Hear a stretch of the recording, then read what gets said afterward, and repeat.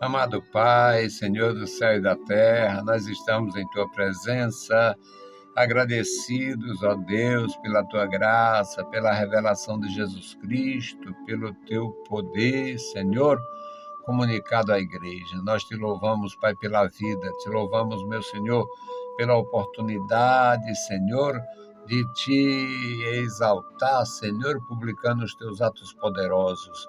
Dá graça aos teus filhos, dá graça aos que ouvem, manifesta o teu poder. Nos dá, meu Senhor, a orientação santa para fazer a tua obra cada dia. Guarda os meus irmãos na cidade, no interior. Opera, meu Senhor, na vida da igreja. Guarda crianças, jovens e adultos. Opera poderosamente, meu Senhor, no santo ministério, guardando os teus filhos em todo lugar. No maravilhoso nome de Jesus Cristo, nós te pedimos. Amém. Saudamos a todos com a paz de nosso Senhor Jesus Cristo. Voltamos para apresentar o programa Voz da Igreja, programa da Escola Teológica União e Crescimento, a Unicres. A Unicres foi iniciada em 1988 e até aqui nos ajudou o Senhor, e é literal. A maioria das pessoas mencionam a pedra de ajuda do profeta Samuel. Ebenezer, até aqui nos ajudou o Senhor. Ebenezer, pedra de ajuda, até aqui nos ajudou o Senhor. Mas, no nosso caso, não é uma expressão, é uma experiência.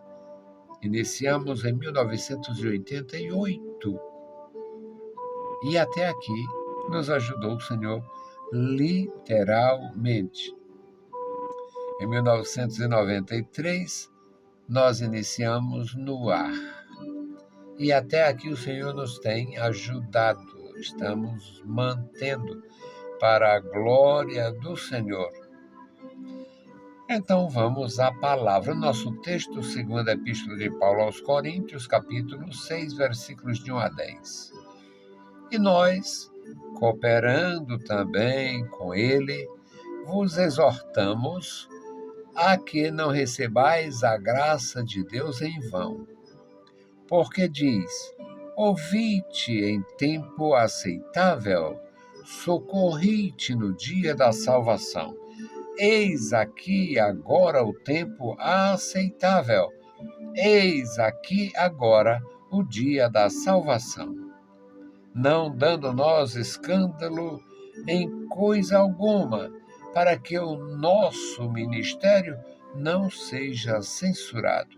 Antes, como ministros de Deus, tornamo-nos recomendáveis em tudo, na muita paciência, nas aflições, nas necessidades, nas angústias, nos açoites, nas prisões, nos tumultos, nos trabalhos, nas vigílias, nos jejuns, na pureza, na ciência, na longanimidade, na benignidade, no espírito, no amor não fingido, na palavra da verdade, no poder de Deus, pelas armas da justiça, à direita e à esquerda, por honra e por desonra, por infâmia e por boa fama, como enganadores e sendo verdadeiros, como desconhecidos, mas sendo bem conhecidos, como morrendo, mas eis que vivemos, como castigados e não mortos, como contristados, mas sempre alegres, como pobres, mas enriquecendo a muitos, como nada tendo e possuindo tudo. Louvado seja o Senhor. Uma experiência profunda de um homem que tinha uma história de sucesso com seus familiares, de uma história de provações na obra de Deus e um histórico contado com as letras que o Espírito concedia, uma história que se estende pela eternidade. Então, meus amados irmãos, uma maravilha. Vamos orar e aprender juntos. Bendito Senhor, Pai Santo que estás nos céus, nós te louvamos, bendizemos, Pai, e agradecemos pela tua bondade, pela tua graça, pelo teu amor. Manifesta, Senhor, a tua bondade e a tua graça. Nos dá, Senhor, a condição, ó Deus, de ouvir a tua palavra, a condição, Senhor, de expor a tua palavra, o prazer, o desejo, Senhor, de comunicar a tua palavra. Continua conosco, nos ajudando, Senhor, nos ensinando a te servir, nos dando, Senhor, a graça para entrar no lugar reservado aos teus santos pela tua doce comunhão. Amado Pai, Deus Todo-Poderoso e Fiel, nos dá a tua proteção. No nome de Jesus te pedimos. Amém. Meus queridos irmãos, a leitura feita fala de uma experiência vivida, muito bem vivida. O Saulo de Tarso era uma autoridade romana, era um cidadão romano, tornou-se autoridade no judaísmo, renuncia ao judaísmo no aspecto farisaico para integrar, compor a Igreja de Jesus Cristo através da revelação, e ele tem um histórico de grandeza no que diz respeito à sua família. O Saulo tinha uma grandeza. Ouvimos através de suas próprias palavras, formado ou educado aos pés de Gamaliel. Naquele tempo, a formação de uma pessoa envolvia uma soma enorme de recursos, além da abnegação e o desejo de aprender. Então, Paulo tinha, meus amados irmãos, um histórico de grandeza. Um dia, ele, indo na sua missão perturbadora da igreja, ia se aproximando de Damasco, ele tem um encontro com Jesus. Ele pergunta o que está acontecendo. E Jesus fala: eu sou Jesus, a quem tu persegue. Era uma mudança extraordinária e perfeita na vida do apóstolo, sendo transformado de um fariseu em um discípulo de Jesus. Ele inicia, nós sabemos alguma coisa e estudamos, aprendemos, não sei até onde tudo possa fazer muito sentido, mas aqui, segundo dizem os pensadores, os estudiosos dos textos, já que a Bíblia não era dividida em capítulos e versículos, é como se ele tivesse recebido a graça e vivenciado a sua experiência, e o primeiro versículo aqui seria, portanto, o final do capítulo 5, e não o início do capítulo 6. Mas aqui dá para a gente entender muito bem. Nós, cooperando também com ele, vos exortamos a que não recebais a graça de Deus em vão. Muitos receberam a graça de Deus em vão. Naquele episódio que envolve Coríntios mesmo, estava o Himeneu, o Alexandre Latoeiro, o Fileto, o Nicolau, estavam tantos que tinham recebido a graça, tinham andado na presença de Deus e depois tinham renunciado, portanto, receberam a graça em vão. No versículo 2 diz, porque diz, o que diz? Quem diz? Deus diz na sua palavra. Deus diz na sua palavra.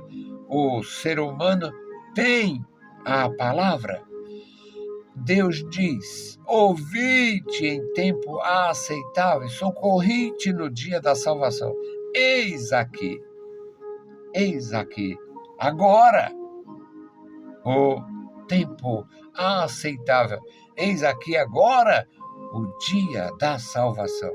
A revelação de Deus podia ter se estendido, né, através da longanimidade.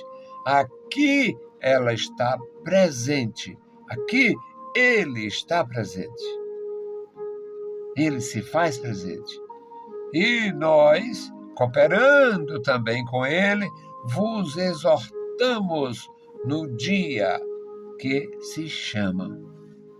Hoje, no dia que recebeis a graça, não receba em vão. Nós exortamos aqui que recebais a graça do Senhor. Este dia é dia de salvação. Não dando nós escândalo em coisa alguma. Como acontece escândalos? Escândalos em todos os níveis, de todas as naturezas.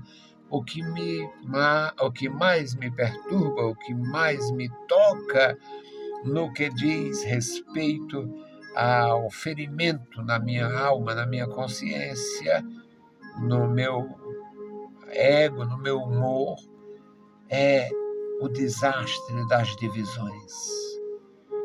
É trágico, é lamentável. Alguém recebe uma igreja bem estruturada, bonitinha, e vai introduzindo coisas até deixar toda alijada. A igreja, na condição de organizações, está sendo alijada aqui e ali, aparecendo com aqueles alijões. É muito triste para quem ama o Senhor, ama a sua igreja, conhece a verdade, a palavra da verdade, se sujeitar a este tipo de coisa. Eu louvo ao meu Deus porque tenho entendimento e coragem para dizer não. Não dando escândalo em coisa alguma. O maior escândalo é a divisão. Dividir. Eles dividem muitas vezes com a intenção de somar. Divide para somar. Arruína tudo. Não dando escândalo em coisa alguma, para que o nosso ministério não seja censurado. É muito triste homens com ministério censurado. Ministério censurado. Palavras do ex-padre Aníbal Pereira dos Reis. A palavra de Deus nos lábios do sacerdote ímpio, ela se torna mentira bem rapidinho. Uma mentira eclesiástica, mentira na tradução, mentira nos sentidos, mentira em tudo. Muita mentira. Mas ele tem uma confiança tão grande, ele faz esta conclamação basta nos escandalizar em nada, não dando escândalo em coisa nenhuma, em coisa alguma, para que o nosso ministério não sofra lesão, não sofra censura, não seja censurado. Antes, como ministros de Deus, tornando-nos recomendáveis em tudo, nas tribulações, nas aflições, nas necessidades, muitas delas gritantes, nos açoites, nas prisões. O apóstolo Paulo fizeram uma brincadeira anos atrás e naquela brincadeira alguém apresentou uma espécie de diagnóstico, por assim dizer, do Saulo, do Paulo. Ele era chamado fora de tempo. Ele tinha uma questão de identificação com o seu povo, com seus patrícios, mas na condição de cristãos, ele não teria sucesso. Mas ele tem um compromisso com os seus. Não era um ministro escandaloso, não era um ministro derrotista, também não era um ministro fanfarrão. Aprendemos aqui que aqueles discípulos, no contexto geral, aqueles eram de fato homens de Deus, homens que tinham recebido a graça para viver a graça. Aqui no versículo 5, ele fala sobre a experiência dos açoites. Açoites em vidas adultas, homens adultos. Prestem bem atenção. Eu falei em adulto, mas muitos eram adúlteros. Muitos são adúlteros. E ele fala sobre aqueles que estavam detidos pelo amor de Jesus. Homens e mulheres, muitos sofreram, foram expatriados, foram vítimas em todos os aspectos. Mas, como eles não tinham dado escândalo em coisa alguma, Deus assumiu aquelas vidas, dando graça para eles receberem a unção, a comunicação do céu e pudesse pregar a palavra da verdade. Nos açoites, homens apanhando, na igreja de Jesus, nos açoites, nas prisões, nos tumultos, nos trabalhos, nas vigílias, nos açoites, melhor, nos jejuns, na pureza. Parece que não tem mais nada puro. Lê do engano. A pureza em nosso Senhor Jesus Cristo é um fato incontestável. Hoje será amanhã e até a vinda gloriosa do Senhor. Não há excesso em nada. São homens que buscam a Deus, mulheres que buscam a Deus e têm conhecimento, recebeu a graça e sabe destes valores, a importância destes valores. Na pureza, na ciência, na longanimidade. Oh, glória a Deus! Longanimidade. Na benignidade, fazer o bem, benigno, benfeitor, servindo a Deus, na presença de Deus, na presença dos homens. Ele continua na longanimidade, na benignidade, no espírito, na narrativa. Aqui, na longanimidade, na benignidade, no espírito. Quantos alegam estar no espírito e termina dando escândalo, censurando, fazendo mal e atribui ao espírito uma narrativa eclesiástica, mesquinha e doentia, porque faz as pessoas acreditar que eles estão no espírito, fazendo mal ao corpo de Cristo. Quem está no espírito não age na carne, não faz o mal ao corpo de Cristo, que é a sua igreja. No amor não fingido, existe o amor de faz de conta, o amor fingido. O amor fingido é conhecido entre pessoas, nas organizações e até na edificação e na condução daquilo que foi uma igreja ou que seja uma igreja, mas alguma intenção não confessa, algum sentimento não confessa, faz da igreja sofrer e faz da igreja um degrau para alguma posição. A narrativa que está no espírito. Mas sabemos que a palavra é verdadeira e nos faz entender isto. No amor não fingido, na palavra da verdade, no poder de Deus, pelas armas da justiça. Lado direito, armas da justiça.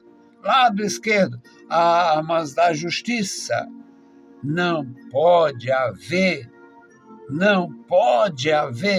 nada diferente de nos armarmos com as armas da justiça.